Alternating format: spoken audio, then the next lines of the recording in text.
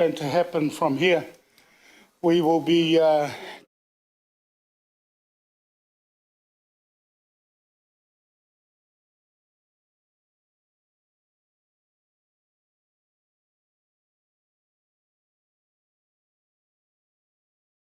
regards to what happens.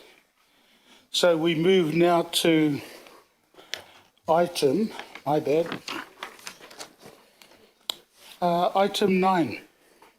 So all yours, my mate.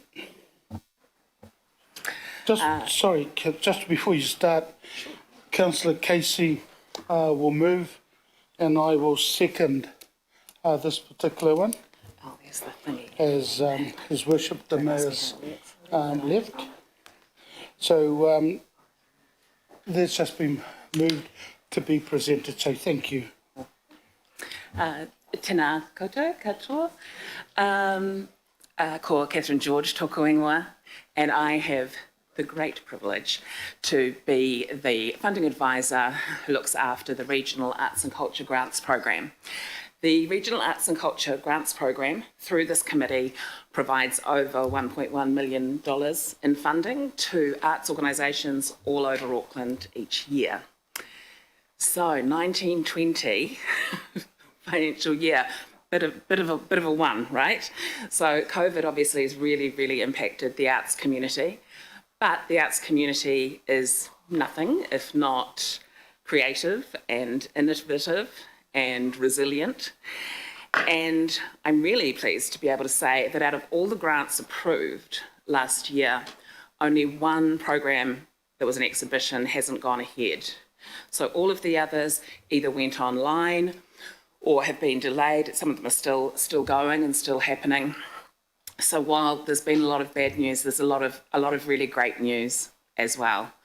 And as some of you know, I could sit here and talk about the benefits of the arts for ages, but I think it'll be much more interesting for you to hear from the people who can actually tell you about the tangible benefits of the funding that you approve. So I've got two presentations today. The first one is from Show Me Shorts Film Festival. We've got Mark here. This is they receive a strategic relationship grant, which is the multi-year funding that you provide. And then after that, we will have Jules and Takunda from Action Education presenting on Word, the Frontline Spoken Poetry Program. So I'm going to hand over to Mark.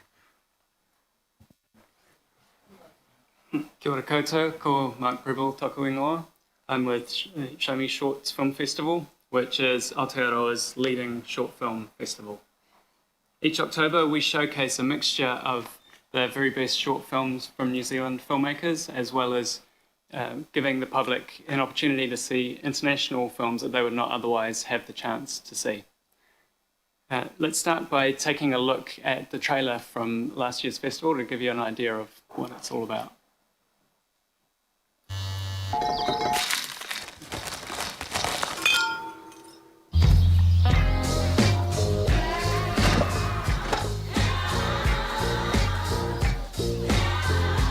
Are you serious?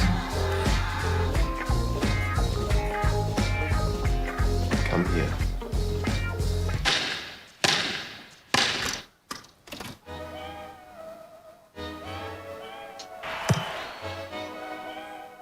Calm down. This ain't no summer thing. This ain't no summer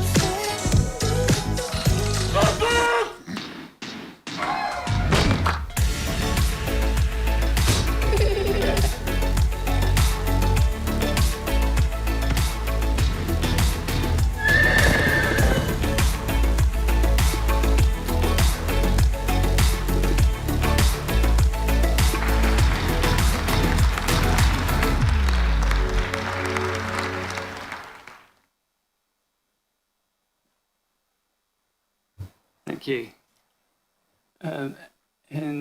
Great, here's the PowerPoint. Fantastic. So over the last 15 years, Show Me Shorts has grown from one weekend of screenings in a single cinema to over 100 screenings at 30 cinemas around the country. These range from the biggest, most glamorous cinemas we have to tiny community venues in remote rural towns. This one's in Stewart Island.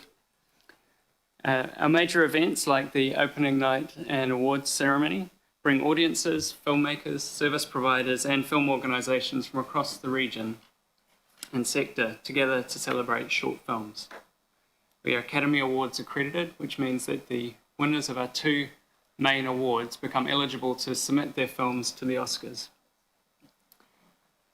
But one of the things that sets Show Me Shorts aside from other festivals is the depth of our regional reach.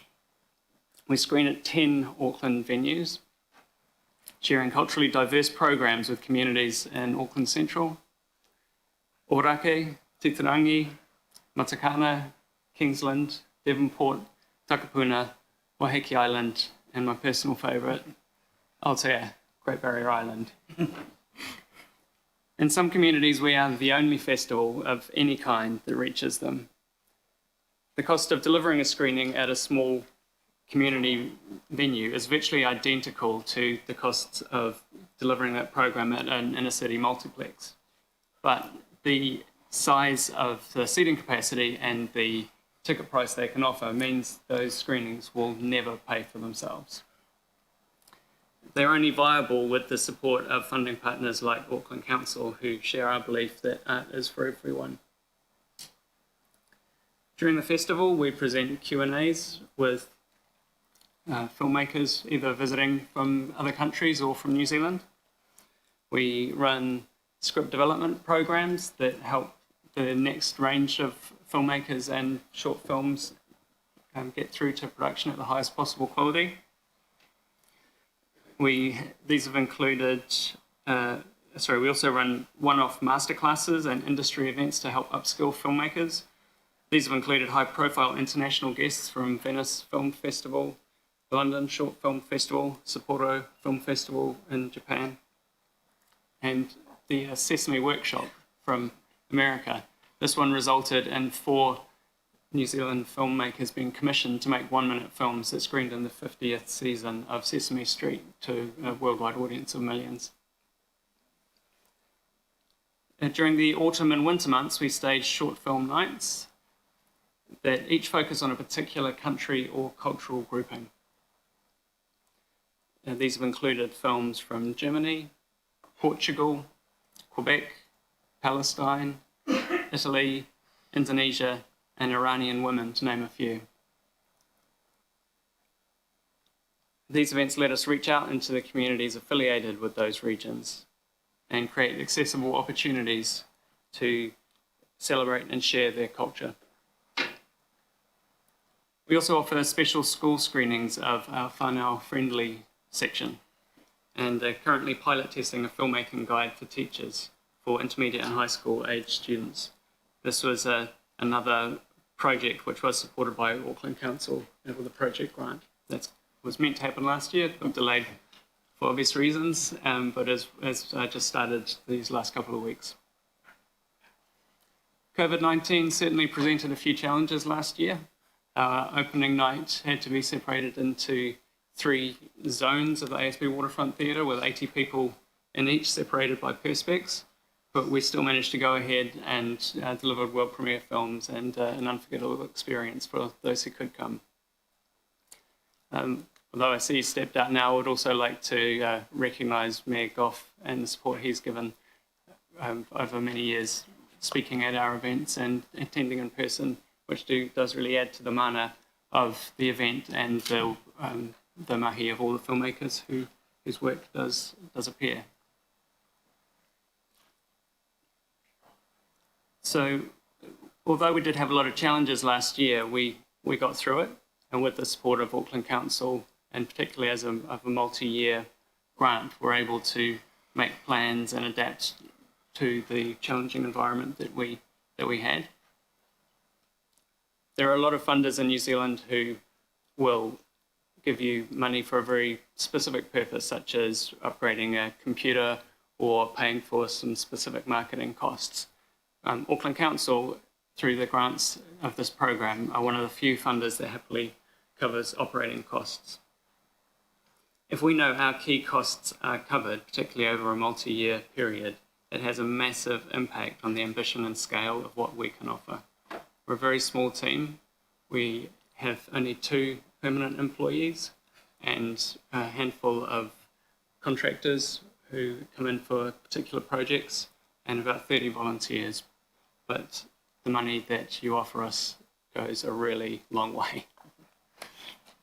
So the security of what you offer, that investment makes the festival happen, and it means that we can focus any additional resources that we get from other funders or special projects.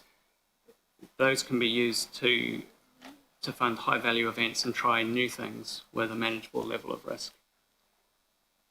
For those of you who have attended some of our events, thank you. It's great to see some familiar faces. For those of you who haven't, opening night is 1st of October. Put it in your diary. You will all get invitations and we'd love to see you there.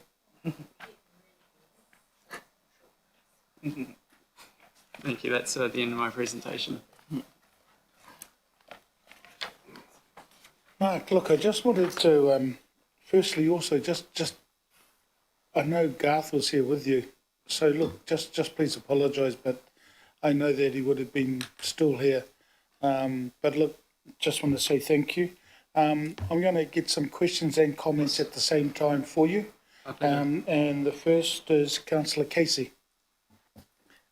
Mark, thanks for coming today. I just wanted to talk about going to the Scottish Film Night at the Kingslander. It was amazing. I have to say, 6 short films from Scotland and then questions.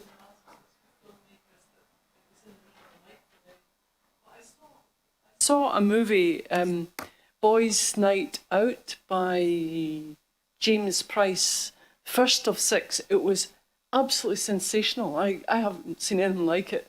I'd love to see it again. So when I saw the Pahutakawa come up as the sponsor, I was very proud.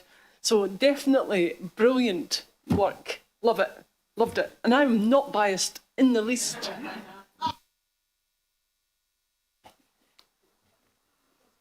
Thank you, Councillor Casey. So if there's no further, Mark, on behalf of all of us, thank you. And all the best, and especially around the funding that you receive. Thank you, Mark.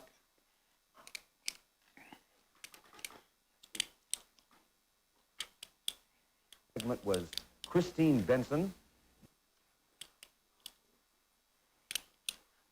Tēnā korua, Julia, and please introduce yourselves. Catherine, I'll get them for yours.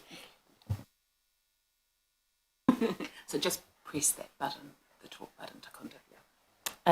Kia ora, ngā mihi nonui ki a koutou I tēnei ahiahi ko Julia tōku ingoa. He urio o Tiroroa mō te wānui o tānei mahuta. I mahi ana au kei Action Education. My name is Jules. I'm originally, I am from Tiroroa, iwi, but I'm based here in Tāmaki, and I am the funding coordinator for Action Education.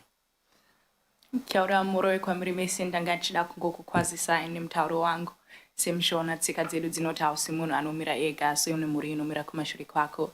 Kia ora, my name is Tapunda Murondia, and I am a current student at the University of Auckland, studying a Bachelor of Laws in conjunction with a degree in Te Reo Māori and Sociology. And I've been doing work with Action Education since the end of my high school career in 2019, and continue to work with them currently as well. Yeah. Kia ora.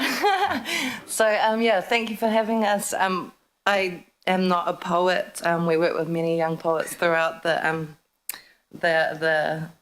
town. So I wrote some stuff down here. Action Education is a leading youth development organisation based here in Tāmaki.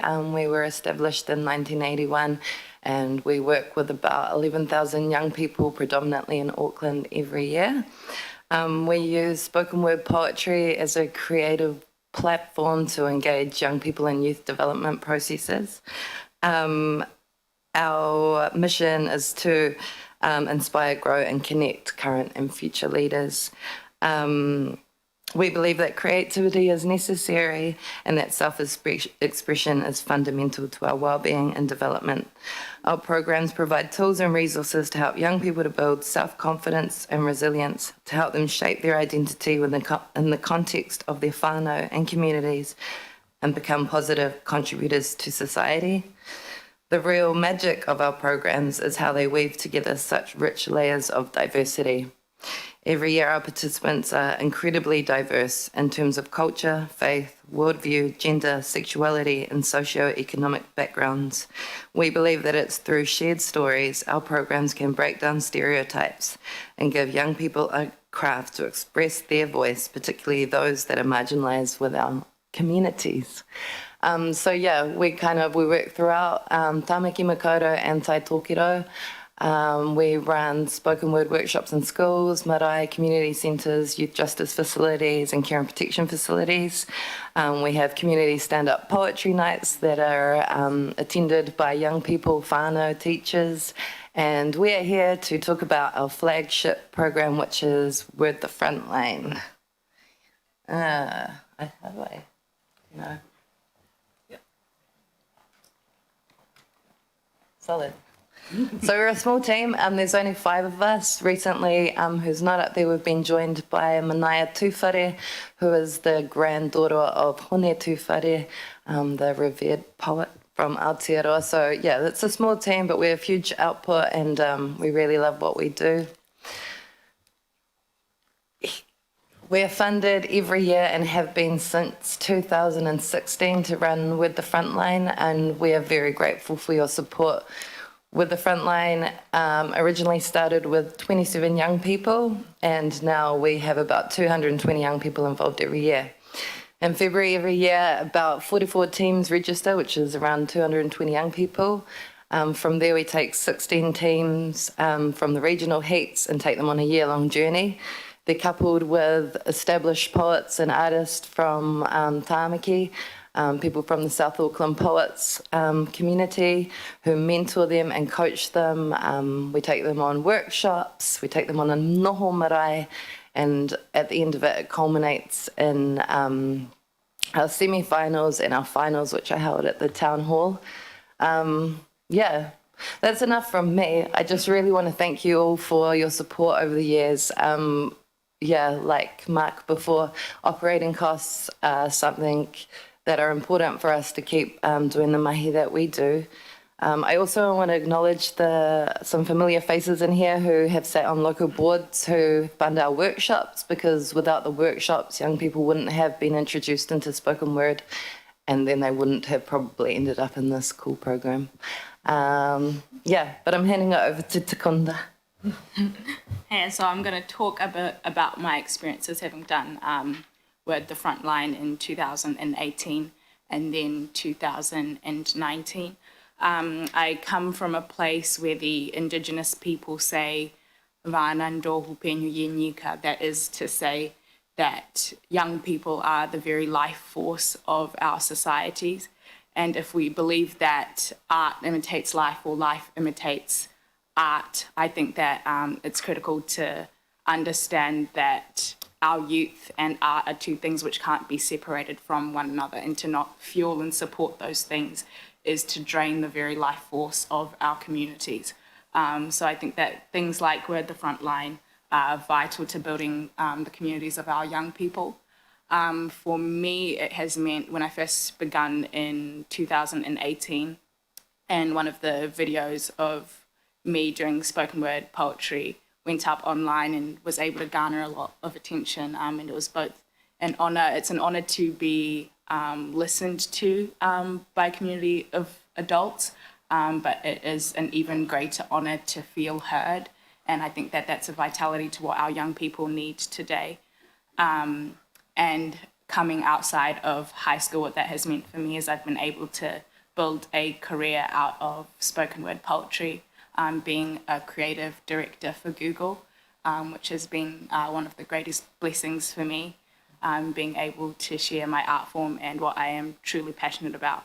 And in this city, having a fantastic community of people and young adults I feel that I can trust, and a lot of my other young friends can trust as well. So yeah, I wanted to close by sharing a poem with you that I wrote and first shared with Word the Frontline. So I will now bring that to this space for you as well. Ndisati ndatombozvarwa panga patoiswa ropa nesimba kumashure kwezvese zvinondifambisa. Saka mungatisei kuti vanhu vedu havasi zvese zvinoshamisa. Birthed from the village of Shurugwi, my people would tell stories of Ngozi, the avenging people, cloaked from crown to soul in the skins of past wildlife, faces dusted white in upu, teeth, bones, feathers, and fibers bejeweled around their necks like medallions. You could never quite tell if they were more muti or munu, more foliage or figure.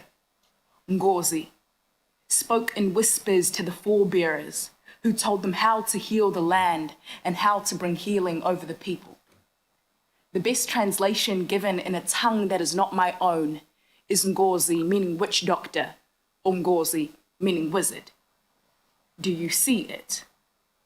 How imperial tongues spit and spin the possibility of Africans being able to bring healing over themselves into a feat of mythology. Do you see it?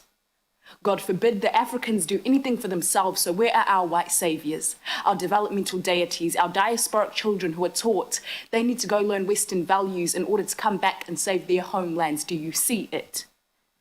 How assimilation is a tool for white preservation. We don't believe in Ngozi anymore. We believe in Cape to Cairo, the UN and UNICEF civilizing and modernizing, being looted, then apologizing. Sub-Saharan borders stay bursting and burning, but the arsonists are here to put out the fire, firing their cannons through their world vision lens, poised and grinning with children turning carcass draped over their shoulders, dissociated from the colored bodies that add depth to the photo, with skeletons crumbling to odor in this industrial toxic tourist machine, but fumes and no reason to close your eyes, so stay smiling. Dissolving corneas almost look like crying, almost look like empathy. Chokwadi vakatora nyika dzedu ndimi makazvitanga. Asi kana tese tabigwa tichatarisa kudenga tichauchidzwa kuti sezuva Africa inoramba ichisumuka. Do you hear it? How the allies began shouting, but the Ngozi stayed whispering, and I believe this to be the tune we've become tone deaf to. We don't believe in Ngozi anymore. But remember, you can never quite tell if they are more moti or munu, more foliage or figure. So look around, because Ngozi have always been standing right behind you. Thank you.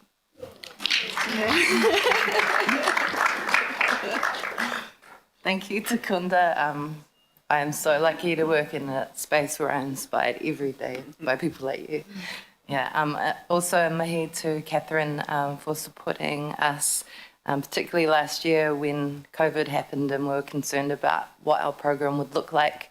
We still managed to do it, even though that looked like a remote setting. And in fact, it opened up the program and the poems to be seen by people from all around the country instead of in the venue. So that was kind of cool. So yeah, thank you all for having us. Councillor Watson, I don't know if there's any others. So Councillor Watson, you will be it, and then I'm going to, sorry John, just want to let you know, then I'm going to ask before Matua Kake thanks you both. I just want to say one thing and then I'll hand it to him. Councillor Watson. Yeah, thanks. Just a question on your on this, Word the Frontline. You mentioned up there there's 5 months of mentoring for the participants, and you perhaps covered that. So that mentoring comes from some of the poets you mentioned, does it? And is that does that involve the schools, like teachers within the schools as well as part of that mentoring, or is it just purely the outside poets coming in to help out? Yes, we actually kick off the whole program kicks off before the auditions. They kick off by us having a teachers' night. So we work with teachers and we provide them a free resource about how they can introduce spoken word poetry into their school and support young people that are interested in that area. So we work closely alongside the teachers, and then the mentors are not the teachers, but they're members of the arts community who are established poets. Okay, so in terms of the wider benefit, then I guess you're almost encouraging the teachers to make that part of their curriculum, so the area of benefit goes beyond just the participants, they're then going to, to the classes as a whole. Yeah, that's it. So we run about 350 workshops a year throughout Auckland schools, introducing spoken word poetry. It's not part of the curriculum, but it is something that we're developing. We have a resource that we update every year, and so we're working again to align it to the curriculum so it can be a way for young people to engage in this craft. I think in terms of the arts, it's one of the most accessible crafts because you literally only need a pad and a piece of paper. So in terms of access to arts, spoken word is awesome. Okay, so final question on that. In terms of, so 350 schools? 350 workshops a year in about 54 schools. 54 schools. Okay, yeah. So when you say you go and do that, is that to the student body as a whole? Like, is it year 12 and year 13 as a whole, or is it just people who choose to actually turn up? And if so, it's starting to sound like a poet, isn't it? And if so, how are you finding that's getting received from students as a whole? Because it can be a hard job, if it's a big group going in and trying to keep them entertained. Yeah. Our youth workers and poets are really incredible at engaging young people. I think that's probably one of the best things about our organisation is the level of how we've honed our programs so that they really are able to engage young people, particularly young people who, we've had so much feedback about young people who weren't interested in coming to school or weren't interested in the English curriculum who are now passionate about those things. We normally work with the English department or heads of department who select young people to be in those workshops. Yeah. So before I hand it over to Matuakake, I just wanted to, Takunda, I just wanted to mention, First place winner. Our very first showing off. I watched the inauguration of Joe Biden, and there was a young lady by the name of Amanda Gorman, poet laureate. It was amazing, her poetry as well. So it just reminded me of that, and I've listened to Amanda's poem so many bloody times. It's not funny, but just want to acknowledge you for that. And I just want to hand it over to Matuakake to thank you both. Kia ora. Anu rere tuakanau ki te tautoko ngā mihi o tātou nei rupu. E tuakanau ki te mihi atu kia kōrua, Julia me Takunda. Ngā mihi mo tō whakaaro tika pono me te aroha ki tātou nei rangatahi o ko rātou te rangatiro o a pōpō. Nō reira whakarongo mai ki te tangi a te tui a. Nō reira kia kaha, kia maia, kia mano anui i roto i tō koutou nei mahi toi kupu. Mahi toi kupu te kupu o ngā poetry. Nō reira tēnei te mihi atu kia kuru mo tō koha kia mātou te whakaaro, te reo o tā mātou rangatira, rangatahi hoki. Nō reira tēnā koutou, kia ora mai tātou. It's probably the best version in that poem that I've heard of, an expression of mana motu hake, so tēnā koe. So look, the recommendation is something with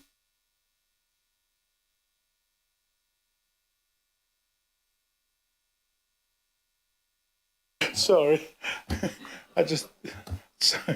look, Councillor Walker, I know we're just about to put it, but if you got just 2 seconds, sweet, and then I can put the recommendation and have lunch. Just got a quick question. I know that does the Auckland Festival of Photography fit under this No. grants program? I know that they've got some funding issues, Mr. Chair, and there's some urgency around that. Is there any feedback you have around that, or? Well, Catherine, I've advised Julia because she contacted me yesterday. I've advised her to go to His Worship the Mayor in regards to it. So that's where we are at the moment. Okay, so there's the recommendation. I will put the recommendation. All those in favour? Against? Carried.